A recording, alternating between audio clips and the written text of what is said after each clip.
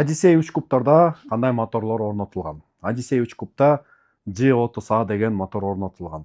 Honda компаниясы G30 деген моторду ойлоп чыккан, бирок чыгарылган жери Америка Кошмо Штатынан чыгарылып баштаган. 1997-жылдан баштап 2008-жылы 2010-жылга чейин чыгарылып келген. Эми бул кандай мотор? Бул моторду Honda компаниясында эң жакшы ишенимдүү моторлор деп эсептелип келет.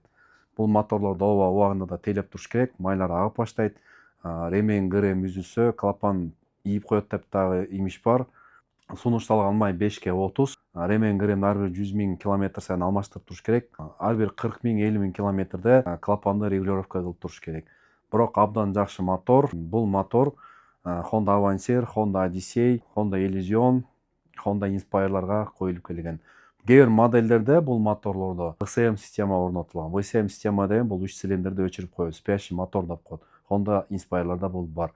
Бул эмне себептен коюлган? Бул моторлорду көлөмү чоң болгондуктан бензинди экономия болсун деп 3 цилиндрди өчүрүп коюп турат. Капризный эмес, абдан жакшы мотор. Муну убагында тейлеп туруш керек.